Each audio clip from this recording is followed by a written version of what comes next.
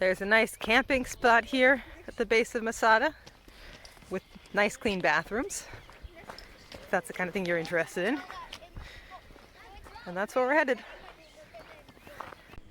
I had made a recording here, but the sound was too messed up because of the wind. Basically wanted to describe that there are two sides to go up Masada. One is the Roman ramp, which we are taking here, and the other is on the other side, access to the Dead Sea, and that is a longer path, a more difficult path. The Roman ramp we're going up now is about 15 minutes or so up. It's up a hill, but it's up. And the other side is about half an hour, 45 minutes, a little bit more difficult, but the side on the Dead Sea also has a cable car that you can take up. We chose the Roman ramp because I was taking kids and we want something a little bit challenging, but not too challenging. So it's a good option if that's what you're looking for.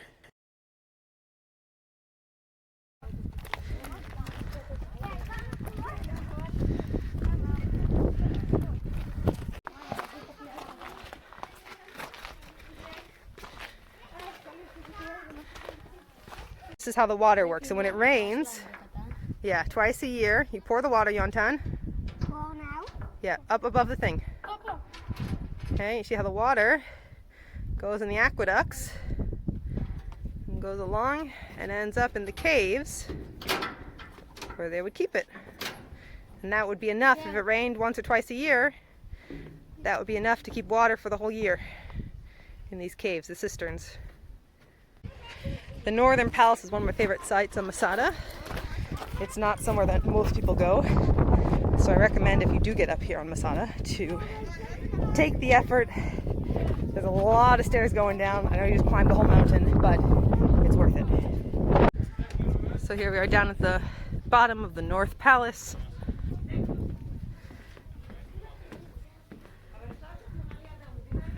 That's the Dead Sea in front of us, Ям el-Melech. And then you get to turn the corner and see this. Such a cool feat of engineering. So here we are on the Northern Palace. King Herod, when he was building this, wanted to do a great feat of engineering. That was what he was known for. So he built down the northern edge of Masada and built a great palace. All the stuff here was carried up a small snake path, and really difficult. But he had a great view of the Dead Sea, and he could see on the main road all the way to Jerusalem and all the way to the south. Plus the Dead Sea, now it's all the way back there, but in Herod's time it came all the way up here. So even though we're on top of a big mountain and there wasn't much water, Herod the Great was insistent that there was a big fancy Roman bath. And so there was a Roman bath with all of the different baths, with the cold bath and the warm bath and the hot bath, the sauna, all built here on top of Masada. That's right. So first we had an exercise area, and now we've got a changing room. Okay. So here we have the frigidarium, the cold bath, and then we have our warm bath. That's the freezing one. The tepidarium. And this one, the caldarium, is our hot sauna. Now you guys see how they built it? Okay, they built it up on these little stilts, and they would light a fire, okay? And then you see the clay pipes there? It would bring hot air all around, okay? So there'd be water here. And what happens when you heat up water? Steam, right? So where does the steam go? It goes up on top, right? Steam rises, okay? And you notice that it's a dome shape? Why is it a dome shape? Because the steam rises, and then what does it do? Because they're geniuses, they are. Because the steam would rise, and instead of dripping on their heads, and the water would recondense back down at the bottom, and then they would cycle through. See? So there's a cool, they'd light fires. That's why they kept it hot. So now we're on the less traveled side of Masada.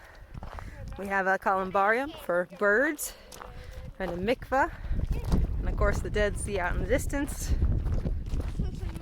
And if you need public bathrooms.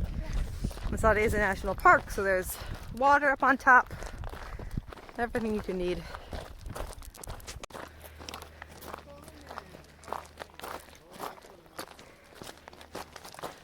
One of my favorite lesser known spots of Masada,